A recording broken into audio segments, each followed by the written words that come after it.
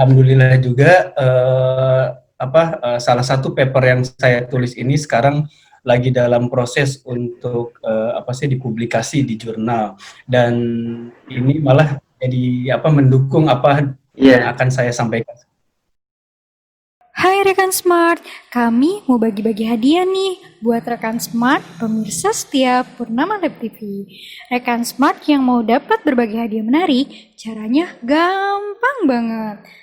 Rekan Smart harus subscribe channel YouTube Purnama Lab TV. Jangan lupa follow Instagram Repetas Kid dan Facebook Purnama Lab. Tonton terus video Purnama Lab TV, komen sebanyak-banyaknya dengan hashtag Purnama Lab TV. Ingat ya, komen yang nyambung, no fake account, no copy paste, dan no spam. Jangan lupa di komentarnya cantumkan akun Instagram rekan Smart dan nomor HP yang bisa dihubungi. Pemenangnya akan kami umumkan di video kami selanjutnya secara acak. Pantengin terus ya YouTube Purnama Lab TV dan dapatkan hadiahnya. Assalamualaikum warahmatullahi wabarakatuh. Salam Smart, Indonesia sehat. Oke rekan-rekan Smart, hari ini kita akan berbincang dengan salah seorang yang luar biasa. Beliau adalah Dr. Boya Nugraha.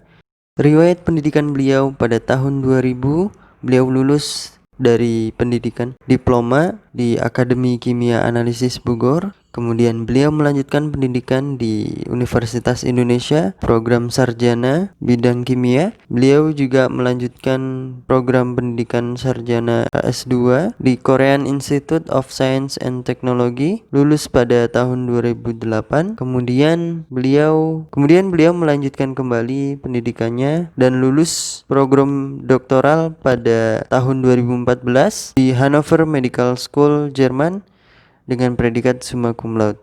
Nah, beliau ini adalah sosok yang sangat luar biasa. Pengalamannya di kancah internasional maupun regional sudah sangat luas, dan saat ini pun beliau tengah menulis berbagai paper yang nantinya akan dipublikasi di jurnal internasional. Selain itu, beliau juga aktif dalam berbagai kegiatan baik internasional maupun regional, khususnya di bidang kesehatan yang diselenggarakan oleh WHO. Karirnya yang begitu luar biasa kini telah menjadi kebanggaan tersendiri bagi bangsa Indonesia memiliki putra bangsa seperti beliau. Dan dari tahun 2014 sampai dengan sekarang, beliau dipercaya menjadi Principal Investigator at Department of Rehabilitation Medicine, Hannover Medical School di Jerman. Nah, pada kesempatan hari ini, beliau akan menyampaikan informasi yang sangat menarik. Seperti apa informasinya? Mari kita simak video berikut ini. Assalamualaikum warahmatullahi wabarakatuh. Apa kabar Kang Boya? Alhamdulillah baik, apa kabar? Alhamdulillah baik juga. Luar biasa nih ya, lagi di pantai sekarang. Ya. Karena segar, sebetulnya di Hannover sekarang lagi hujan, jadi biar gitu. Saya hangat gitu kan, ada matahari, jadi saya backgroundnya pantai. Gimana kesibukannya Kang? Alhamdulillah, sebetulnya Ibu Nunung dari Purnama Lab sudah mengundang saya dari bulan apa tuh ya. Cuma karena kesibukan, karena home office, kita jadi ada banyak deadline, terutama nulis-nulis paper gitu kan. Jadinya saya baru bisa sekarang, dan alhamdulillah juga salah satu paper yang saya tulis ini sekarang lagi dalam proses untuk dipublikasi di jurnal, dan ini malah jadi mendukung apa yang akan saya sampaikan. Siap. Jadi buat rekan-rekan Smart yang mungkin menonton video ini, seperti yang tadi sudah diulas di waktu pembukaan ya, beliau Kang Boya gitu ya, saya panggilnya sosok yang sangat luar biasa gitu. Jadi nanti mungkin beliau juga akan gimana? Saya biasa di luar, tidak biasa di luar. Nah, jadi sebetulnya Kang Boya sendiri sekarang domisilinya di Hannover ya Kang, di Jerman. Jadi jauh-jauh kita bisa connect, alhamdulillah melalui Zoom, dan nanti insya Allah Kang Boya akan membagikan sharing hal yang insya Allah bermanfaat gitu untuk rekan-rekan Smart semua. Jadi Kang Boya mau diceritakan dari mana nih Mau saya langsung mulai aja screen share atau gimana nih Boleh, metodenya? gimana Kang Boy aja, atau mau pakai prolog dulu, atau mau langsung ke share screen juga boleh. Assalamualaikum.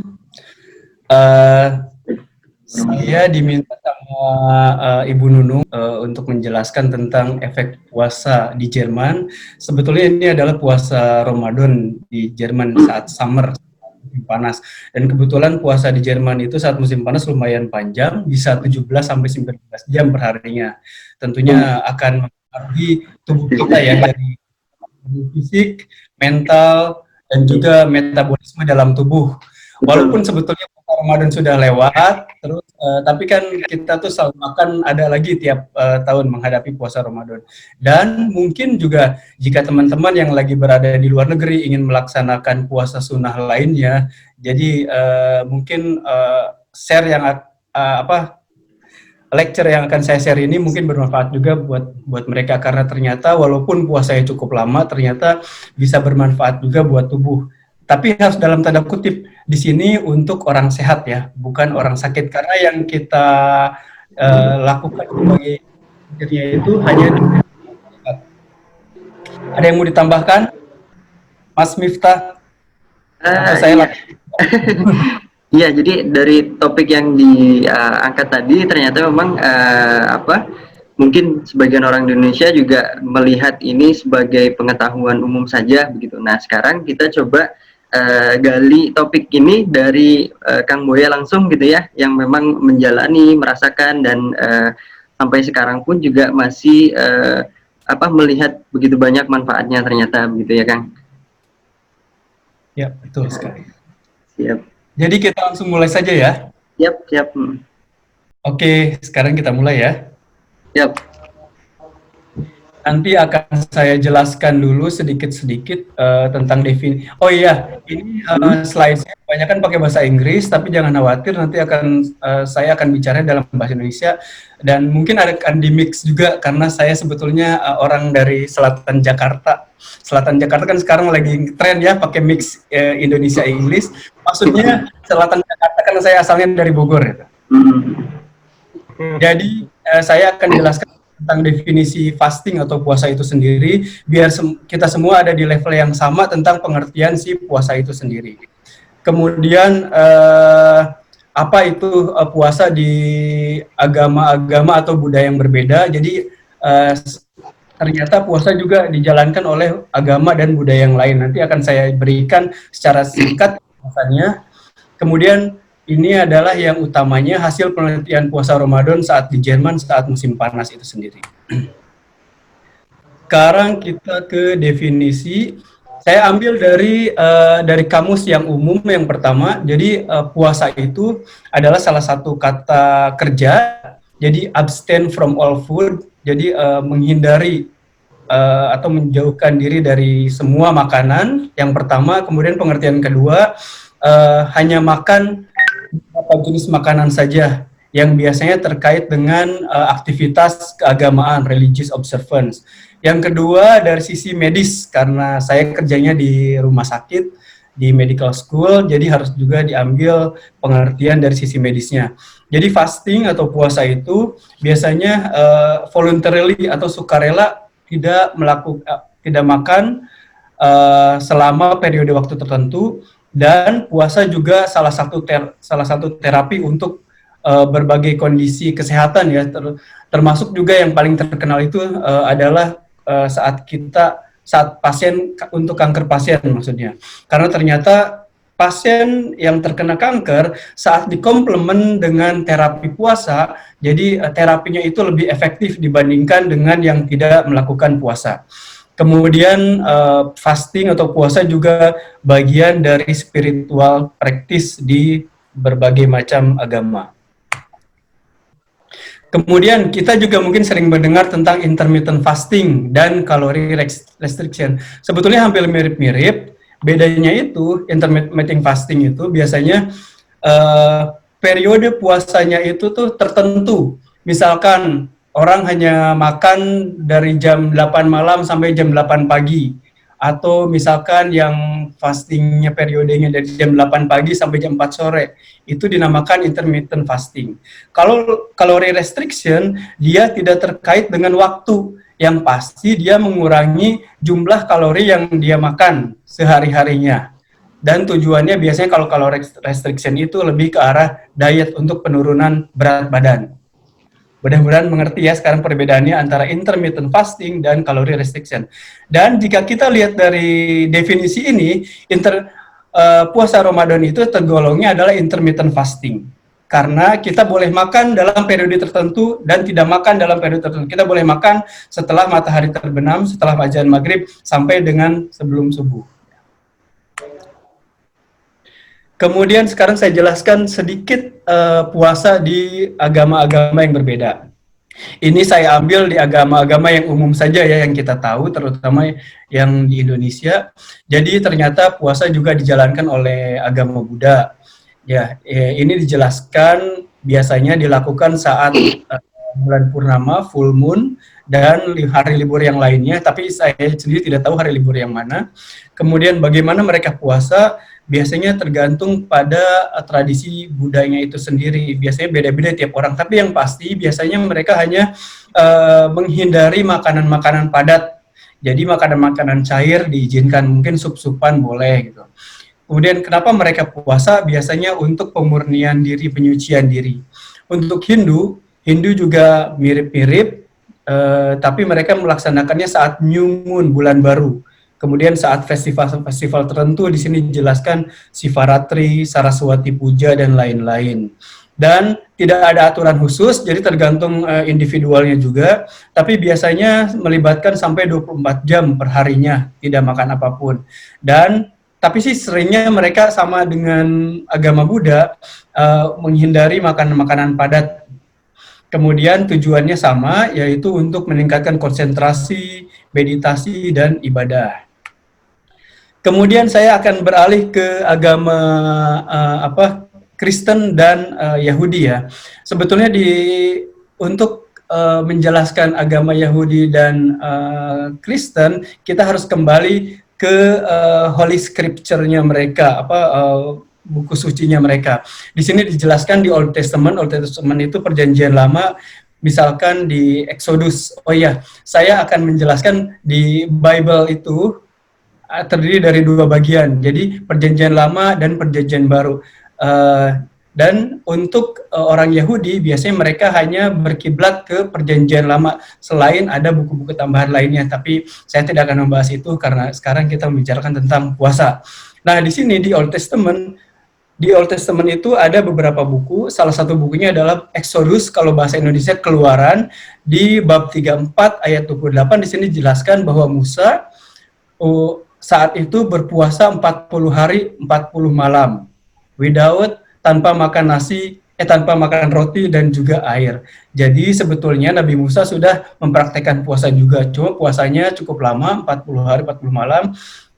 Kemudian di New Testament, perjanjian lama, ini dikatakan Yesus berpuasa 40 hari. He was tempted by the devil. Dan di sini dikatakan the devil said, he ate nothing during those days, artinya dia berpuasa selama 40 hari. Jadi sebetulnya kalau kita membaca kisah di Lukas bab 3 dari ayat 1 sampai 4 itu kita akan tahu konteksnya, tapi minimal di sini saya jelaskan bahwa Yesus juga berpuasa selama 40 hari. Sebetulnya banyak sekali ayat-ayat yang lain di buku-buku yang lain dari Bible. Di sini saya hanya mencontohkan dua karena nabi yang paling terkenal minimal sama masyarakat umum dan orang Indonesia adalah Nabi Musa dan Nabi Isa.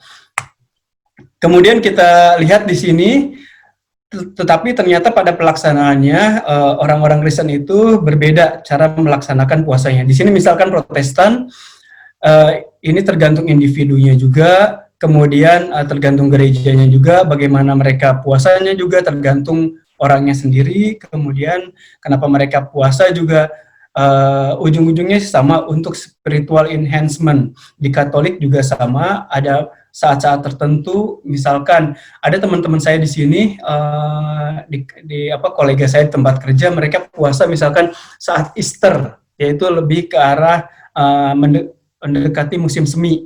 Tapi mereka tidak puasa seperti orang Islam ya, mereka puasanya itu misalkan salah satu teman saya ada yang bilang saya nggak makan yang manis-manis, yang lainnya saya nggak makan apa gitu. Jadi hanya makanan-makanan tertentu, tidak seperti intermittent fasting, hanya menghindari makanan-makanan jenis tertentu saja. Kemudian ada lagi sekte lainnya di dalam Islam, dalam Kristen itu ada Eastern Orthodox. Mereka juga sama, tapi yang di Eastern Orthodox mereka lebih mirip dengan yang Islam. Jadi mereka tuh hanya mirip intermittent fasting, jadi pada periode-periode tertentu. Kemudian di Jewish juga yang seperti yang saya jelaskan tadi, mereka lebih berkiblat ke arah Nabi Musa. Di sini terutama mereka melakukan puasa pada saat Yom Kippur, jadi Day of Atonement.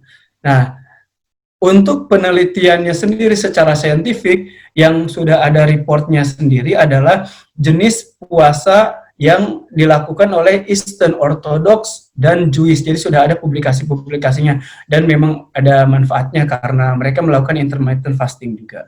Tapi saya nggak akan membahas secara detail tentang agama-agama ini karena kita lebih fokus ke puasa Ramadan ya. Sekarang ada lagi sekte dari Kristen Mormon. Ini ada salah satu sekte, tapi sebetulnya kalau saya bilang harusnya Mormon ini agama lain, bukan Kristen, karena mereka punya Bible sendiri dan Bible-nya itu berbeda dengan Bible-nya Protestan dan Katolik. Mereka juga melakukan puasa biasanya adalah saat minggu pertama tiap bulannya. Sama makannya bagaimana mereka berpuasanya adalah abstaining from food and drink di two consecutive meals, kemudian untuk penyucian diri mendekatkan ke Tuhannya. Kemudian pagan ini maksudnya adalah agama-agama di luar agama yang umum dikenal di dunia, tapi biasanya mereka adalah politeisme, jadi mempercayai berbagai macam, bukan hanya satu Tuhan gitu. Jadi mereka juga berpuasa, tapi tentunya di sini banyak sekali jenisnya ya, karena bukan hanya satu agama, karena ini berbagai jenis agama di luar agama yang umum dikenal oleh kita. Dan biasanya itu tergantung individunya sendiri, jadi tidak ada puasa khusus harus seperti apa berdasarkan Holy Scriptures mereka. Kemudian biasanya untuk penyucian diri juga sama. Kemudian sekarang kita lanjut ke puasa Ramadan ya. Dan puasa Ramadan kita tahu Ramadan itu 29 atau 30 hari dan selama ini saat siang harinya kita tidak boleh makan, minum, merokok, melakukan hubungan seksual, kemudian minum obat, baik itu yang dilakukan secara inhalasi ataupun disuntikkan ke dalam darah kita. Kemudian juga karena Ramadan ini berdasarkan lunar kalender atau penanggalan bulan, jadi berbeda tiap tahunnya. Jadi kebetulan di Jerman, di Hannover, kita melaksanakannya saat summer tahun 2000, mulai dari tahun 2013 ya, dan sampai tahun 2022 kemungkinan masih summer, jadi masih lumayan panjang puasanya. Dan ini berdasarkan riset puasa kita yang akan saya tampilkan itu tahun 2015. Tahun 2015 itu puasanya 18 sampai 19 jam per hari. Kalau yang kedua, riset yang kedua tahun 2017, 17 sampai 18 jam per harinya. Kemudian juga ternyata fasting itu, puasa itu bisa bermanfaat bagi kita, bukan hanya bagi orang sehat, tetapi juga banyak untuk orang yang sakit. Tapi saya nggak akan menjadi detail lagi. Mungkin tadi yang saya jelaskan salah satu manfaatnya adalah untuk yang penyakit kanker. Kemudian juga sebetulnya penyakit apalagi ya, penyakit immune disease. Kemudian ini adalah manfaat puasa yang lain. Ini saya sebut intermittent fasting ya, karena Ramadan juga mirip dengan intermittent fasting. Ternyata, tapi ini bukan penelitian yang puasa Ramadan, hanya intermittent fasting secara umum. Ternyata bisa mengurangi berat badan dan kebutuhan insulin pada pasien-pasien diabetes, baik itu tipe 1 dan tipe 2. Kemudian juga mengurangi inflamasi atau peradangan pada pasien-pasien yang mempunyai penyakit kardiovaskular atau jantung, kemudian juga bisa meningkatkan periferal, tekanan perifer dan tekanan sentral darah pada pasien-pasien penyakit tekanan darah tinggi, kemudian juga bisa mengurangi toksisitas dan memediasi keefektifan kemoterapi pada penyakit kanker seperti yang saya bilang tadi.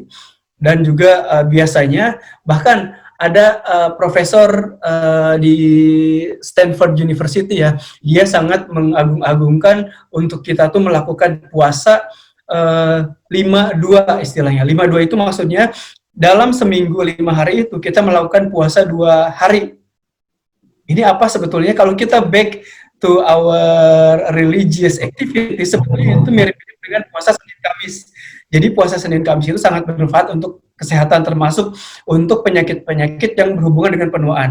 Bahkan si profesor dari Stanford University ini pernah bilang bahwa jika semua orang melakukan puasa 5-2 ini, kemungkinan besar perusahaan-perusahaan farmasi akan tutup karena dahsyatnya manfaat puasa ini. Sampai bilang seperti itu, walaupun dia tidak mengerti apa itu puasa Senin Kamis, tapi minimal dia melakukan riset sendiri di sana, dan begitulah efeknya.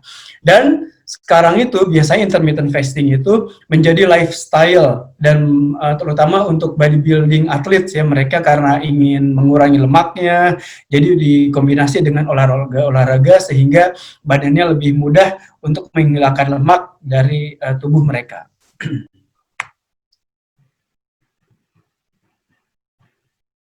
Kemudian, tetapi terkait dengan puasa Ramadan, ternyata masih sedikit informasi dari hasil penelitian. Karena kita kalau ingin menunjukkan ke orang lain, apalagi ke academic person ya, kenapa kita tuh puasa Ramadan padahal panas-panas gitu kan, terus waktunya lama. Nah, kita tuh perlu melakukan penelitian, karena jika hanya testimoni pribadi, itu tuh untuk orang barat itu tuh kurang kuat gitu buktinya. Jadi kalau kita melakukan riset atau penelitian itu akan punya dasar yang lebih ilmiah. Dan kita juga membutuhkan informasi yang dibandingkan antara yang berpuasa dan yang tidak berpuasa. Kemudian karena kebanyakan yang penelitian yang sudah ada itu adalah biasanya yang di Indonesia, Malaysia, kemudian di Mid Eastern. Jadi di negara-negara barat tuh jarang sekali melakukan penelitian tentang hal ini. Jadi itulah alasannya saya juga melakukan penelitian ini. Dan yang dianalisa cukup banyak, termasuk rasa fatigue. Fatigue ini adalah rasa lelah, mood, kemudian QOL itu adalah quality of life, kualitas hidup. Dan kemudian body composition termasuk berat badan dan lain-lainnya, dan biomolekulnya yang terkait dengan apakah kondisi badan kita akan berubah dan masih sehat atau tidak setelah melakukan puasa ini. Nah, ini sebetulnya pertanyaan-pertanyaan dari teman dan kolega-kolega saya waktu itu ya, waktu tahun 2013-2014 itu ya. Kenapa sih puasa di Eropa padahal musim panas, panasnya panjang banget gitu. Kenapa kamu puasa, gimana bisa tanpa makan dan minum? Terus bisalah kalau nahan makan sih bisa, tapi tanpa air tuh susah katanya. Apa masih bertahan, malah ada yang bisa bilang kalau di bahasa Indonesia kan masih bisa hidup tuh, ada sampai komentar kayak gitu juga gitu. Nah, untuk menjawab pertanyaan-pertanyaan inilah kita melakukan riset ini. Jadi salah satu alasan utamanya adalah kita juga ingin mengetahui hikmah puasanya. Apa sih dibalik puasa ini, manfaat-manfaatnya. Dan seperti yang saya bilang sebelumnya, kita tuh harus menunjukkan data secara ilmiah ke masyarakat umum. Apa sih background-nya dan bagaimana sebetulnya puasa itu efeknya terhadap kita, tidak hanya dari testimoni pribadi, tetapi secara ilmiah sehingga dapat dipertanggungjawabkan, seperti itu. Nah, saya sekarang ada mempresentasikan hasilnya. Ini saya ambil dari 3 paper yang udah publish. Ini yang dipublikasi tahun 2017, yang tahun 2019, dan kemudian yang ini sebetulnya belum publish tapi hampir publish karena kemarin saya baru merevisi, dan insya Allah mudah-mudahan minggu ini itu akan bisa dipublikasi. Jadi ya, penelitian tentang riset puasa ini. Kemudian kita lihat pertama efek puasa pada berat badan dan body mass index. Jadi kita lihat di sini ada dua warna ya, ada coklat dan warna merah. Kita pertama lihat dulu yang bergandengan merah coklat di time point 1 dan 3. Ini time point 1, 2, 3, 4 maksudnya. Yang time point 1 adalah saat 1 minggu sebelum puasa Ramadan. Yang time point kedua adalah saat pertengahan bulan Ramadan. Yang time point ketiga adalah saat hari-hari terakhir Ramadan. Jadi saya undang participants kita untuk datang tiga hari sebelum akhir Ramadan. Yang keempat ini adalah seminggu setelah Ramadan. Kita lihat di sini yang coklat adalah untuk grup yang berpuasa, yang merah adalah grup yang tidak berpuasa. Walaupun ini terlihat berbeda, tetapi tidak berbeda nyata ya yang di time point 1 dan time point 3. Tapi jika kita fokus hanya ke yang warna coklat, di sini titik-titik asterisk di atasnya dan garis-garis ini adalah menyatakan perbedaan nyata di antara time point 1 dan 2, kemudian time point 1 dan 3, dan time point 1 dan 4. Jadi memang betul sebetulnya puasa itu bisa menurunkan berat badan. Di sini jadi dibandingkan dengan sebelum puasa dan pertengahan Ramadan, time point kedua terlihat penurunan berat badan dan itu signifikan sekali di orang-orang yang berpuasa.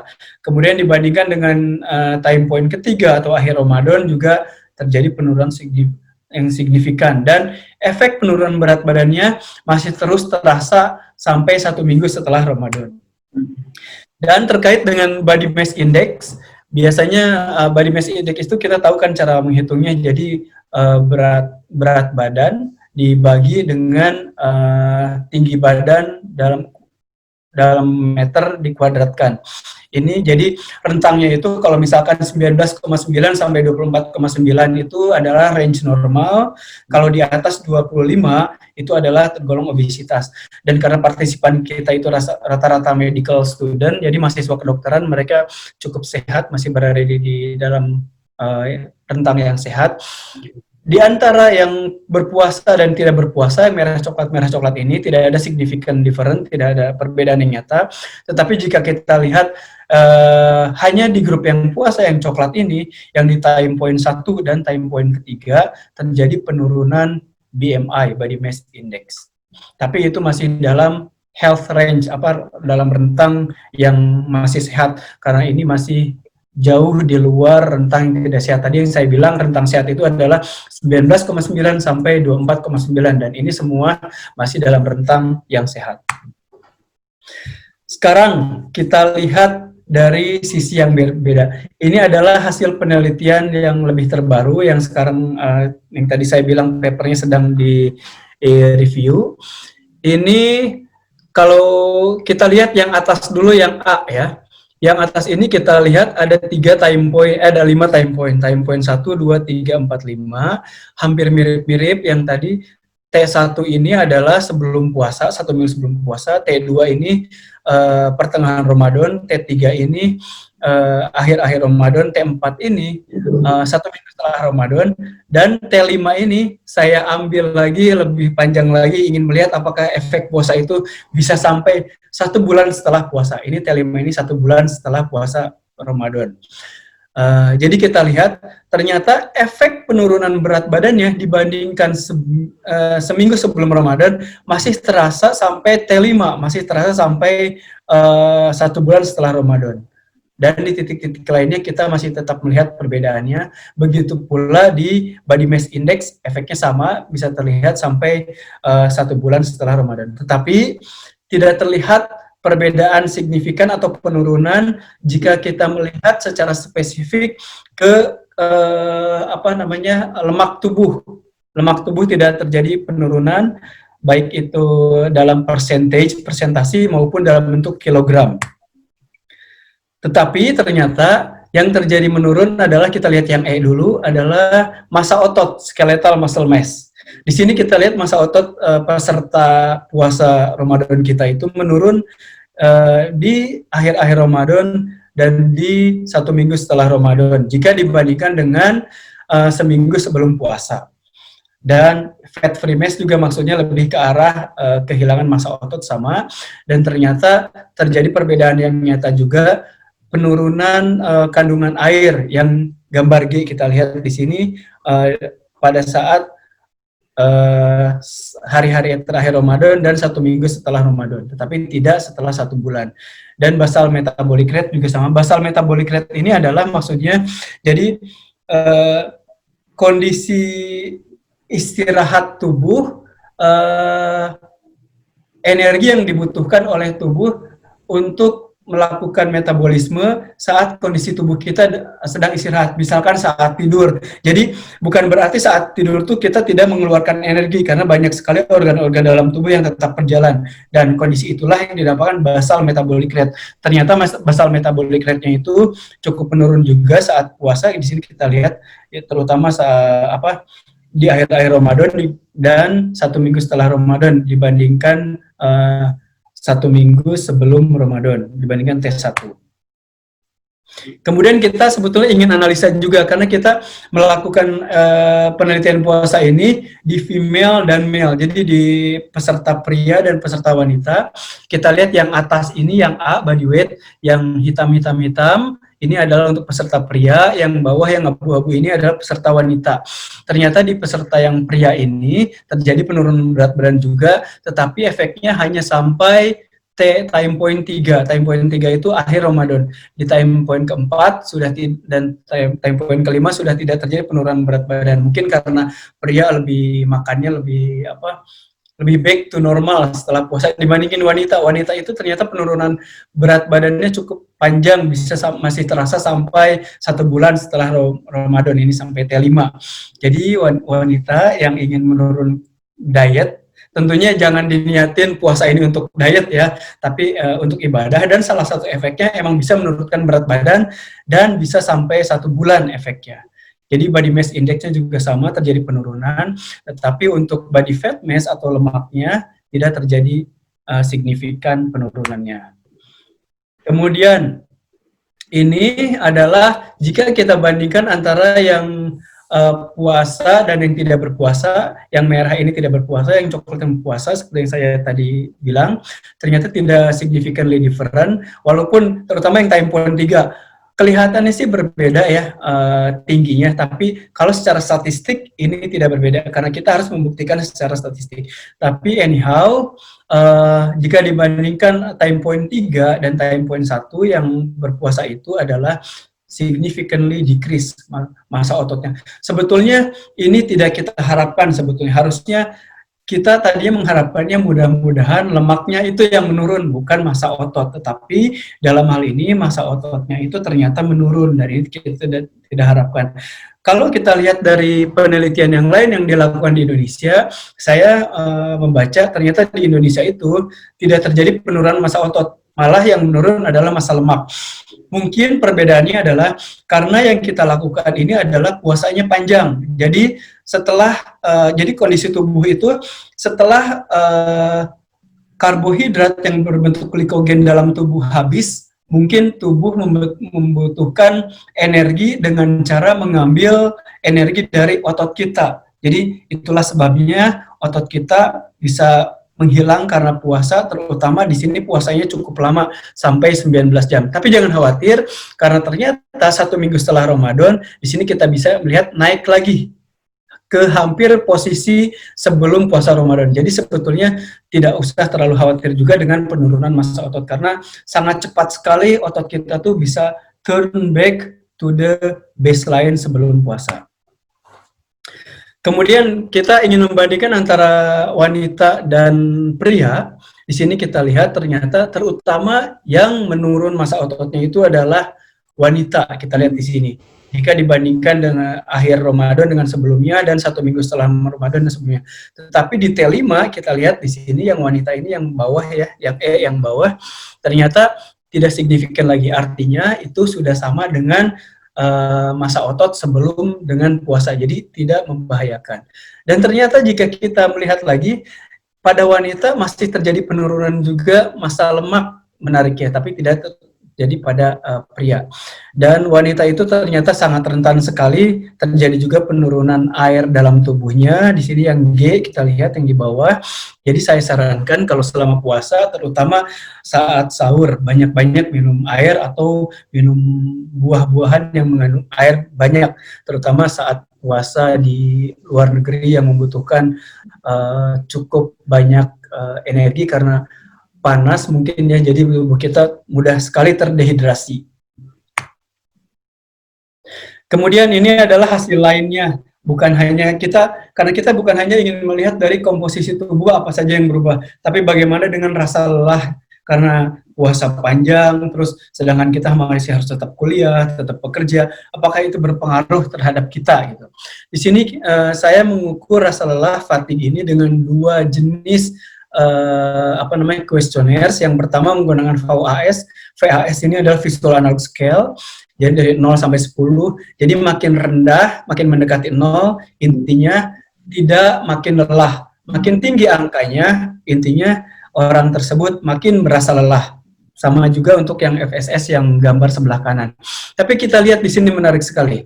Yang di time point kedua, ternyata rasa lelahnya meningkat. Mungkin ini adalah fase adaptasi kita ya. Ini kan karena time point kedua ini adalah pertengahan Ramadan. Jadi mereka masih merasa lelah. Tapi kita lihat menurun kembali saat di akhir-akhir Ramadan. Dan bahkan masih terasa efek lebih kurang lelahnya, mungkin kita bisa bilang rasa segarnya sampai 1 minggu setelah Ramadan. Di sini kita lihat sampai time point keempat. Di fatigue yang menggunakan rasa lelah yang menggunakan instrumen lain yang kita analisisnya adalah malah di sini terjadi gradually improvement, peningkatan rasa lelah. Jadi makin tidak terasa lelahnya, bahkan terasa sampai 1 minggu setelah Ramadan. Ini yang penelitian yang baru yang kita lakukan sampai 1 bulan setelah Ramadan. Ternyata kalau kita analisis berdasarkan gendernya, berdasarkan jenis kelaminnya, ternyata yang signifikan improvement atau peningkatan rasa lelah itu hanya di wanita. Jadi wanita benar-benar hebat. Mereka dengan puasanya itu bisa mengimprove atau memperbaiki rasa lelahnya. Di sini kita lihat terutama saat dibandingkan gambar yang A 1 minggu setelah Ramadan, yang bawah ya dibandingkan dengan 1 minggu setelah Ramadan.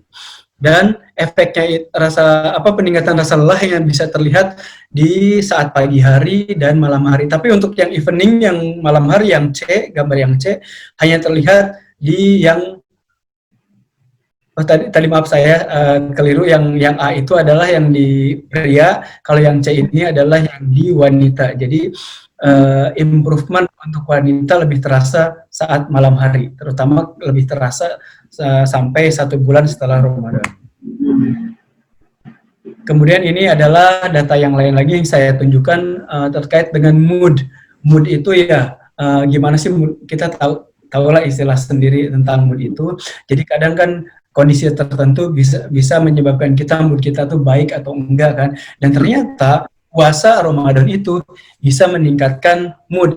Ini makin kecil angkanya, makin mendekati 0, artinya moodnya makin baik. Sedangkan makin tinggi itu makin jelek. Bahkan jika melewati cut off tertentu lebih dari 12 atau berapa gitu ya, itu bisa dikatakan depresi orangnya. Tapi kita lihat di sini ternyata yang berpuasa itu moodnya itu makin meningkat, terutama masih terasa sampai 1 minggu setelah puasa. Bisa kita lihat di time point keempat. Kemudian yang kita rasakan, kita tahu sendiri kalau puasa itu kan kita merasa ngantuk atau gimana lah. Nah, ini kita analisis juga dengan menggunakan sleepiness score di sini.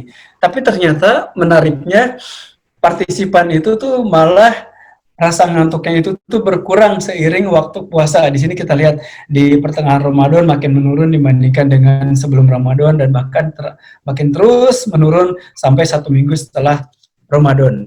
Dan bahkan berbeda nyata sekali, kita lihat di sini ada garis asterik di atasnya dibandingkan dengan 1 minggu sebelum Ramadan. Ini juga data yang baru, anxiety atau rasa cemas, rasa khawatir. Ini juga salah satu parameter untuk menunjukkan mood kita baik atau tidak. Yang secara umum tidak ada signifikan, kecuali yang gambar C, yang depresi. Depresi itu salah satu juga parameter untuk menunjukkan apakah mood kita baik atau tidak, dan ternyata mood cukup improve, meningkat, dan bisa terasa sampai 1 bulan setelah Ramadan di T5 yang C. Dan saat kita mencoba menganalisis untuk membandingkan antara yang pria dan wanita, ternyata rasa cemas yang D ini, yang gambar yang D, bisa dilihat terjadi peningkatan, improvement rasa cemas yang di pria secara signifikan. Walaupun tren antara pria dan wanita sama-sama meningkat ya. Maksudnya angkanya menurun tapi rasa cemasnya meningkat, maksudnya lebih baik. Kemudian di depresi yang F juga sama, terutama yang di pria yang secara signifikan meningkat moodnya. Kemudian kita juga menganalisis hal lainnya, ini kreatinin. Kreatinin ini adalah salah satu molekul yang kita analisis karena kita tahu puasa lama, tanpa makan, terutama tanpa minum, apakah kondisi ginjal kita masih sehat? Nah, kreatinin adalah salah satu marker atau penanda kondisi ginjal kita, apakah masih sehat atau tidak. Di sini kita lihat, ternyata hasil analisis kita, kreatinin masih dalam kondisi health range, maksudnya range sehat, kondisi sehat gitu. Jika kita lihat di sini, walaupun terjadi perbedaan signifikan atau perbedaan nyata antara time point kedua pertengahan Ramadan dengan akhir Ramadan, tapi sebetulnya ini adalah masih dalam kondisi sehat. Jadi intinya tidak membahayakan kesehatan untuk ginjal kita puasa lama ini. Dan kesimpulannya, tadi adalah data terakhir, mudah-mudahan tidak terlalu banyak data yang saya sajikan, tapi minimal mudah-mudahan teman-teman atau audiens bisa mengambil, melihat bahwa puasa itu saat summer, walaupun lama, masih tidak membahayakan kesehatan pada orang sehat. Ingat ya, cara ini adalah pada orang sehat, sedangkan untuk orang sakit harus tetap dimonitor oleh tenaga kesehatan, terutama dokter. Kemudian juga puasa itu memberikan keuntungan, terutama peningkatan mood, kemudian rasa lelah juga malah makin berkurang, dan quality of life, sebetulnya ada data quality of life, kualitas hidup, cuma tadi saya tidak menampilkannya, mohon maaf. Tapi intinya puasa Ramadan itu bermanfaat untuk kita. Demikian saya sampaikan. Assalamualaikum warahmatullahi wabarakatuh. Silakan kita kembalikan ke moderator. Waalaikumsalam warahmatullahi wabarakatuh. Sebetulnya kalau boleh dibilang, penelitian yang kedua ini baru pertama kali di-share secara publik ke Purnama Lab TV. Jadi ini benar-benar grand opening perdana Purnama Lab TV. Dan mudah-mudahan saya harapkan dengan penelitian ini kita makin sadar bahwa ternyata bukan hanya sebagai ibadah puasa itu, tapi juga banyak hikmahnya, termasuk dari hikmah sisi kesehatannya.